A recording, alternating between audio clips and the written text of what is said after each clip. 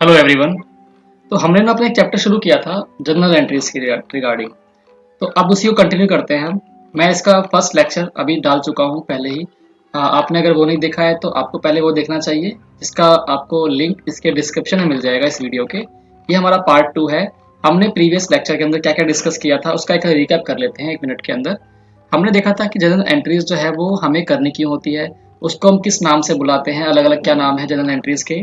और जर्नल के अलावा हमने देखा था लेजर क्या होता है, सब्सिडरी बुक्स किसे कहते हैं, इनके फायदे क्या होते हैं और इनके क्या नुकसान है, एडवांटेजेस के अलावा लिमिटेशंस क्या क्या हैं हमारी जर्नल एंट्रीज की, क्या फॉर्मेट फॉलो करना होता है हमें। ठीक है, इसके अलावा हमने देखा था कि हमें कौन कौन से रूल अप्लीकेबल होते हैं हमारे ट्रेडिशनल अप्रोच के अकॉर्डिंग या मॉडर्न अप्रोच के अकॉर्डिंग, क्या क्या स्टेप फॉलो करने चाहिए आपको एंट्रीज करने से पहले।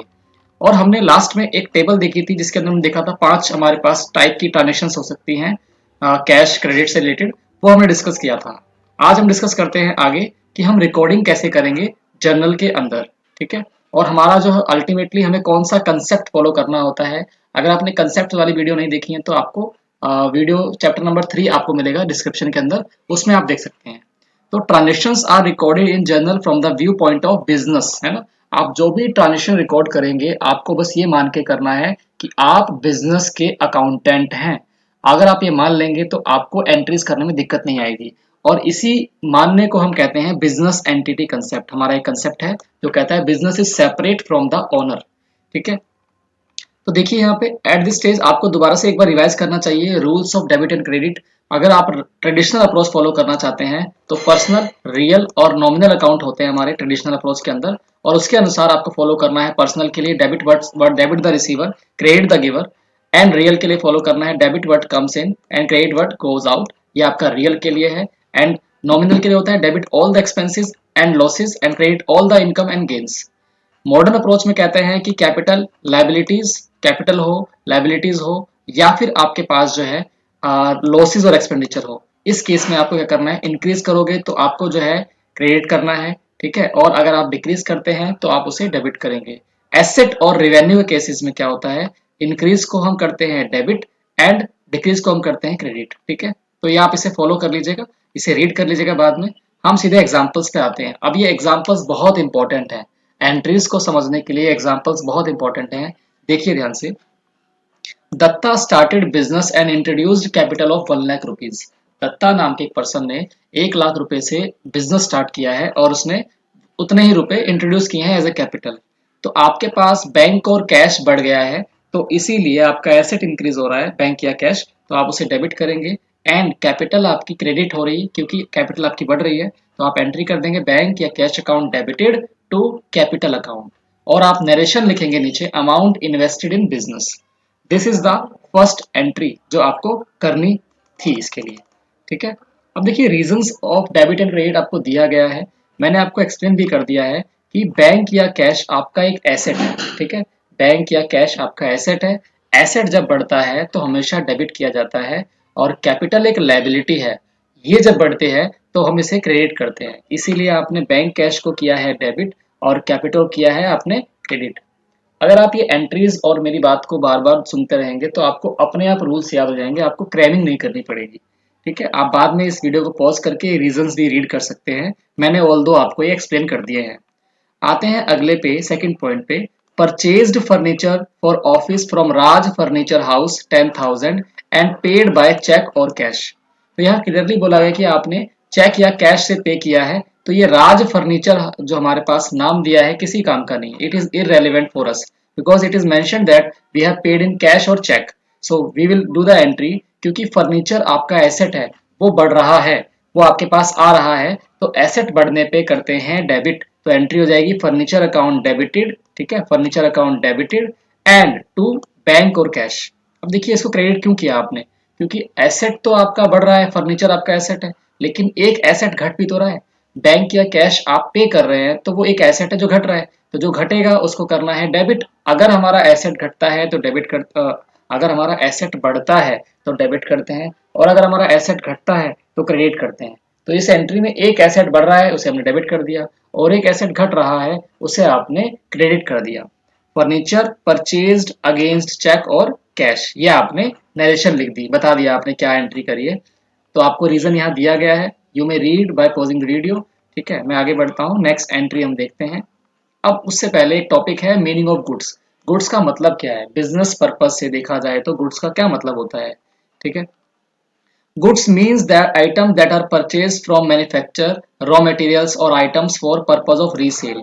ऐसी कोई भी चीज आपने मैन्युफैक्चर से खरीदी है जिसको आप रीसेल करना चाहते हैं या आपकी इंटेंशन रीसेल करने की है, उसे गुड्स कहा जाता है। एग्जाम्पल है टीवी, मोबाइल फोन्स, कंप्यूटर। ये आपने अगर रीसेल के लिए खरीदे हैं तो इनको हम गुड्स कह सकते हैं और इन्हें आप डेबिट करते हैं परचेज अकाउंट में। याद रखेंगे आप, जब भी आप रॉ मटेरियल या ऐसी कोई चीज खरीदते हैं जिसको आप रीसेल करने वाले हैं, तो आप उस चीज को डेबिट नहीं करेंगे कि मान लीजिए कंप्यूटर खरीदा तो आप कंप्यूटर डेबिट कर दोगे, नहीं, आपको परचेज अकाउंट डेबिट करना है। ऊपर वाले केस में आपने फर्नीचर अकाउंट डेबिट किया था, देखिए ध्यान से, क्यों किया, क्योंकि फर्नीचर हम रीसेल के लिए नहीं खरीदते, यूज के लिए खरीदते हैं, बिजनेस में यूज करना था, इसीलिए आपने फर्नीचर को खुद डेबिट किया है। लेकिन अगर आपने गुड्स खरीदे हैं, टीवी, मोबाइल फोन्स, आपने कोई ऐसा सामान खरीदा जिसको आप रीसेल करने वाले हैं, तो आप एक नया अकाउंट क्रिएट करते हैं, that is called purchase account, उसे डेबिट करेंगे। ये कह रहा है on the other hand, computer को आपने परचेज किया है बिजनेस करने के लिए, बिजनेस में यूज करने के लिए। दूसरी तरफ अगर आपने कंप्यूटर को परचेज किया है बिजनेस में यूज करने के लिए, तो आप कंप्यूटर अकाउंट को डेबिट करेंगे क्योंकि वो आपका एसेट बन जाएगा। ठीक है, परचेज को डेबिट नहीं करेंगे उस केस में। दोबारा समझिए इस बात को, अगर आपका बिजनेस कंप्यूटर को बेचने खरीदने का ही है, तो कंप्यूटर जब खरीदेंगे आप, अगर आपका काम ही कंप्यूटर बेचना खरीदना है, तो वो कंप्यूटर आपके लिए स्टॉक है, और स्टॉक जब खरीदते हैं आप तो हम परचेज अकाउंट को डेबिट करते हैं। लेकिन अगर आपका बिजनेस कंप्यूटर खरीदने बेचने का नहीं है, किसी और चीज का है, और आपने कंप्यूटर खरीदा है रिसेप्शन के लिए, ऑफिस प्रीमाइसेस के लिए, तो वो आपका एसेट है। उस केस में आप कंप्यूटर को खुद डेबिट करेंगे, परचेज अकाउंट को डेबिट नहीं करेंगे उस केस में। ठीक है, अब देखिए, कुछ एसेट्स होते हैं, कुछ अकाउंट्स हैं जो हमारे जुड़े हुए हैं हमारी ट्रांजेक्शन से। Purchase account, eight the time of purchase of goods purchase account is debited. जब भी आप गुड्स को परचेज करेंगे तो परचेज अकाउंट को डेबिट करेंगे, और आप रूल फॉलो कौन सा करेंगे, एक्सपेंस अकाउंट वाला रूल फॉलो करेंगे, जिसमें हम कहते हैं एक्सपेंस जब बढ़ते हैं तो डेबिट करा जाएगा और घटते हैं तो क्रेडिट किया जाएगा। क्योंकि परचेज हमारा एक्सपेंस बढ़ा रहा है, तो इसलिए हम परचेज अकाउंट को डेबिट करते हैं, भूलेंगे नहीं आप ये बात। सेल्स अकाउंट के केस में देखिए, तो at the time of sale sales account is credited. Sales जब करते हैं तो सेल्स अकाउंट को क्रेडिट करते हैं। क्यों करते हैं ऐसा, क्योंकि आपको रेवेन्यू अकाउंट का रूल याद होगा, जो भी हमारी इनकम होती है, रेवेन्यूज होती हैं, अगर वो बढ़ेंगे तो हम उन्हें करते हैं क्रेडिटेड। तो क्योंकि सेल्स हमारी बढ़ रही है, उससे हमारा रेवेन्यू बढ़ रहा है, तो हम उसे क्रेडिट कर देंगे, और डिक्रीज होने के केस में करते हैं डेबिट। परचेज रिटर्न, आप खुद बताइए सोच के, अगर परचेज अकाउंट की हम बात करें तो उसका अपोजिट जो रूल चलेगा वो किस पे चलेगा, वो चलेगा परचेज रिटर्न पे। यहाँ आपने देखा था कि परचेज अकाउंट आपका एक्सपेंडिचर है, तो बढ़ने पे क्या किया था आपने, डेबिट किया था। तो परचेज रिटर्न जब आपकी बढ़ेगी तो आप डेबिट ना करके क्या करेंगे, क्रेडिट कर देंगे, उसका अपोजिट चलेगा ये, है ना। Eight the time of purchase being return purchase return account is credited, याद रखेंगे आप। जब आप परचेज को रिटर्न करते हैं तो आप परचेज रिटर्न अकाउंट को क्रेडिट करेंगे, परचेज अकाउंट को नहीं करेंगे क्रेडिट। ठीक है, देखिए ऐसा होता है कि अगर आपने परचेज की तो आपने परचेज को डेबिट कर दिया, कोई दिक्कत नहीं है, उसमें से कुछ सामान आपने वापस भेज दिया, तो परचेज रिटर्न कर रहे हो आप। तो अगर आप परचेज अकाउंट को ही क्रेडिट कर दो, है ना, तो उसका इफेक्ट तो वही आएगा, आपकी परचेज घट जाएगी। लेकिन पॉइंट ये है कि आपको अलग से एक अकाउंट खोलना होता है, परचेज रिटर्न अकाउंट। क्यों खोलते हैं ये अकाउंट, ताकि हम ईयर के एंड पे पता लगा सके कि हमने कितना सामान रिटर्न किया है, कितना सामान वापस भेज दिया है। तो परचेज रिटर्न अकाउंट जो है वो हम ओपन करते हैं for any return related to purchases, है ना, ताकि आप ये समझ पाए कि हम कितना सामान जो है वापस भेज रहे हैं जो हमने खरीदा है उसमें से। ठीक है, और जब आप फाइनल अकाउंट्स बनाएंगे तो आपको नेट परचेज लिखनी होती है, मतलब परचेज जो आपने की है उसमें से जो परचेज रिटर्न है उसे माइनस कर देंगे आप। जैसे आपने अभी समझा परचेज रिटर्न के बारे में, ऐसे ही बनता है सेल्स रिटर्न अकाउंट। ठीक है, तो आप जब आपके गुड्स जो आपने बेचे हैं वो वापस आ जाते हैं, तो आप एक सेल्स रिटर्न अकाउंट क्रिएट करते हो, उसमें डेबिट करोगे इसे आप। ठीक है, सेल्स रिटर्न अकाउंट में डेबिट करेंगे आप जो भी आपकी सेल्स रिटर्न होती है। सेल्स अकाउंट में डेबिट नहीं कर सकते आप, क्योंकि आपको एक नया अकाउंट बनाना पड़ता है, that is called sales return account, उसे आप डेबिट करेंगे। ठीक है, और आपको जो नेट सेल्स दिखाओगे आप, ठीक है, नेट सेल्स में क्या आएगा, सेल्स माइनस में सेल्स रिटर्न, जितने भी आपने सेल्स को रिटर्न किया है उसे आप सेल्स में से माइनस कर देंगे, तो आपको मिल जाएगी नेट सेल्स। क्लोजिंग स्टॉक की हम बात करें तो क्लोजिंग स्टॉक होता है वो स्टॉक जो आपके ईयर एंड पे बिका नहीं है, वो आपके पास ऐसे ही पड़ा हुआ है, that is called closing stock. और इसके लिए एक रूल फॉलो करना होता है, आप किस चीज पे क्लोजिंग स्टॉक की एंट्री करेंगे या रिकॉर्डिंग करेंगे, द वैल्यू ऑफ कॉस्ट और net realisable value that is called market value which ever is less. जितनी लागत आपके पास आई थी उस स्टॉक को एक्वायर करने में, या फिर मार्केट में जितने का वो बिक सकता है, दोनों में से जो भी लोवेस्ट कॉस्ट होगी या लोअर कॉस्ट होगी, उस पे आपको जो है रिकॉर्डिंग करनी होती है क्लोजिंग स्टॉक की। अब चलिए एंट्री से वापस चलते हैं और एंट्री को देखते हैं। तो एंट्री नंबर 3 हमसे कहती है कि purchased goods for 50,000 against cheque. Cheque के एवज में आपने 50,000 के गुड्स खरीद लिए, तो एंट्री क्या होनी चाहिए, purchase account debited to bank account. क्योंकि आपने परचेज किया है तो डेबिट किया हमने, परचेज मतलब expenditure, all the expenses should be debited, that's why purchase को डेबिट किया गया है। एंड बैंक से पेमेंट की है और बैंक हमारा एसेट है और एसेट हमारा घट रहा है, तो एसेट घटता है तो क्या करते हैं, क्रेडिट करते हैं। तो आपने लिखा purchase account debited to bank account, goods purchase and cheque issued. देखिए चेक वर्ड से समझ जाइए कि हमें बैंक को क्रेडिट करना है, अगर यहाँ कैश लिखा होता तो हम कैश को क्रेडिट करते। ओके, तो इसकी एक्सप्लेनेशन आप पढ़ सकते हैं बाद में वीडियो पॉज करके। हम आते हैं अगली एंट्री पे और वो है हमारे सामने sold goods for 25,000 against check.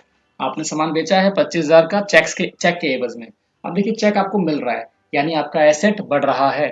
अगर आपका एसेट बढ़ रहा है यानी बैंक अकाउंट आपका इंक्रीज हो रहा है, तो हमने क्या कर देना है, उसे डेबिट कर देना है, bank account debited. Okay, and क्योंकि आपकी सेल्स भी हो रही है यहाँ पे, और सेल्स हमारा क्या है, इनकम है, रेवेन्यू है।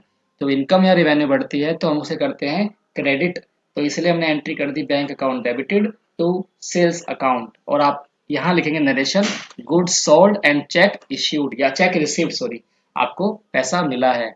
Reason for debit and credit आप रीड कर सकते हैं।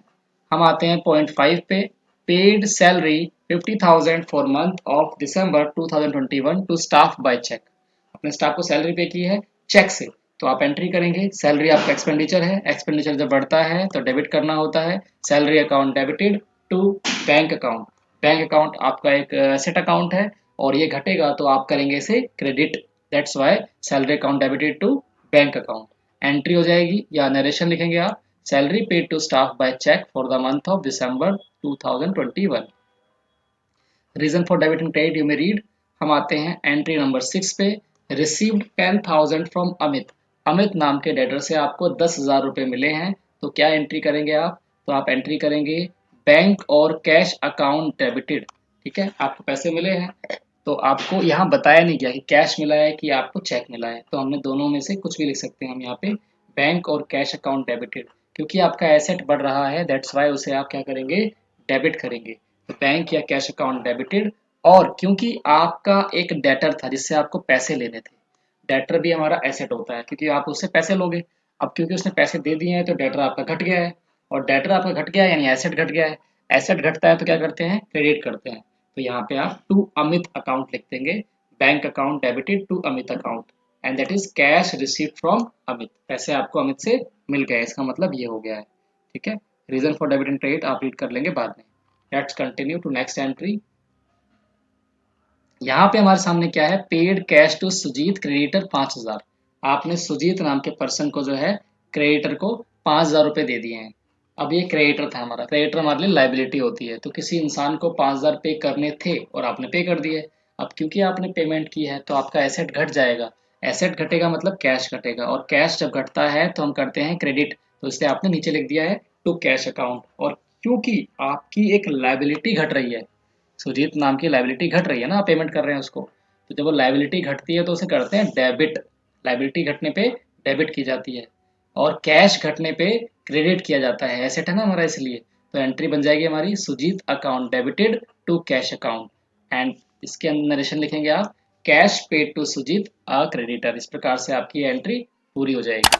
ठीक है, ये आप पढ़ सकते हैं रीजन। रीजन पढ़ने चाहिए आपको, कुछ 10-15 एंट्रीज के आप रीजन पढ़ लेंगे तो आपको और क्लैरिटी मिलेगी। अब देखिए इलस्ट्रेशन शुरू हो गई है हमारी। ठीक है, ये हम शुरू करते हैं नेक्स्ट क्लास में, नेक्स्ट पार्ट के अंदर इवन। तो अभी आप इसे रिवाइज कीजिए अच्छे से, और अगर आपने पार्ट 1 नहीं देखा है तो प्लीज़ पहले पार्ट 1 देखिए, देन पार्ट 2 देखिएगा, और पार्ट 3 बहुत जल्द मिलेगा आपको देखने को। Thank you so much for being here.